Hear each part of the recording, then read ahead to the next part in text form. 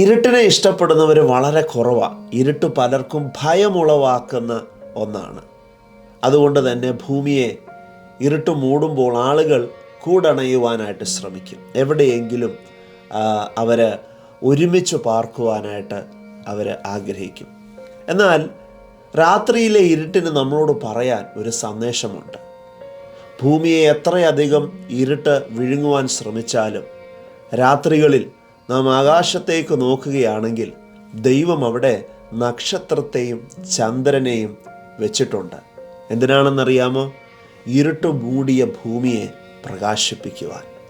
ആർക്കും ഇഷ്ടമില്ലാത്ത, ആരും കടന്നു പോകാൻ ആഗ്രഹിക്കാത്ത ഇരുട്ടിൻ്റെ അന്തരീക്ഷത്തിൽ ആ ഇരുട്ടിനെ മറികടക്കുവാൻ, ആ ഇരുട്ടിനകത്ത് വെളിച്ചം പകരുവാൻ ദൈവം അവിടെയും ചിലതിനെ കൽപ്പിച്ചാക്കിയിട്ടുണ്ട്. പ്രിയമുള്ളവരെ, അതിൻ്റെ പിന്നിലൊരു വലിയ അർത്ഥമുണ്ട് കേട്ടോ. നമ്മുടെ ജീവിതത്തിലും ഇരുട്ട് മൂടിയ അനുഭവങ്ങളിലൂടെ നമ്മൾ യാത്ര ചെയ്യേണ്ടതായിട്ട് വരും.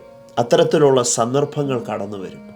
എന്നാൽ ആ ഇരുട്ടിനകത്തും ദൈവത്തിൻ്റെ വാഗ്ദത്തങ്ങളും ദൈവത്തിൻ്റെ ശബ്ദവും ദൈവത്തിൻ്റെ ആലോചനകളും ദൈവത്തിൻ്റെ ഇടപെടലുകളും നമുക്ക് നക്ഷത്രം പോലെ, ചന്ദ്രനെ പോലെ വെളിച്ചം പകരുന്നതായി തീരും. ഓർക്കുക, എത്ര ഇരുട്ടത്തും ദൈവം നമുക്ക് വേണ്ടി ഒരു വെളിച്ചം ഒരുക്കിയിട്ടുണ്ട്. ഇരുട്ടിന് നമ്മളെ മൂടാൻ കഴിയത്തില്ല.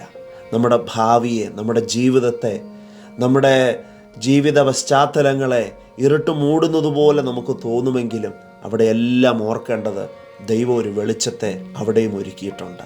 നിങ്ങളുടെ ജീവിതത്തിൽ ഇപ്പോൾ ഇരുട്ടിലൂടെയാണ് നിങ്ങൾ കടന്നു പോകുന്നതെങ്കിൽ ആ ഇരുട്ടിനകത്തൊരു വെളിച്ചമുണ്ട്. അത് ദൈവത്തിൻ്റെ വചനമാകുന്ന വെളിച്ചമാണ്. അത് ദൈവത്തിൻ്റെ ശബ്ദമാണ്, ദൈവത്തിൻ്റെ ആലോചനകളാണ്, ദൈവത്തിൻ്റെ വാഗ്ദത്തങ്ങളാണ്. ഈ ദിവസങ്ങളിൽ ആ വാഗ്ദത്തങ്ങളിലേക്കും ദൈവവചനത്തിലേക്കും നിങ്ങൾ കണ്ണുയർത്തി നോക്കിയാൽ ആ വെളിച്ചം കണ്ട് നിങ്ങൾക്ക് ആസ്വദിക്കുവാനായിട്ട് കഴിയും. ആ വെളിച്ചം നിങ്ങളുടെ ഉള്ളത്തിലെ ഭയത്തെ മാറ്റും. ആ വെളിച്ചം നിങ്ങളുടെ ഉള്ളിലുള്ള എല്ലാ ഉത്കണ്ഠകളെയും മാറ്റും. എല്ലാ നിരാശകളെയും നീക്കിക്കളയും. നമുക്ക് കണ്ണുകളെ ഉയർത്തി നോക്കാം. ദൈവം നമുക്ക് വേണ്ടി വാഗ്ദത്തങ്ങളെ ഒരുക്കിയിട്ടുണ്ട്. നിരാശയെ ജയിച്ച്, ഭയത്തെ ജയിച്ച് ധൈര്യത്തോടെ മുന്നേറുവാൻ ഈ ഒരു സന്ദേശം ഇടയാക്കട്ടെ എന്ന് പ്രാർത്ഥിച്ചുകൊണ്ട് എൻ്റെ വാക്കുകൾ ഇവിടെ ചുരുക്കുന്നു. May God bless U.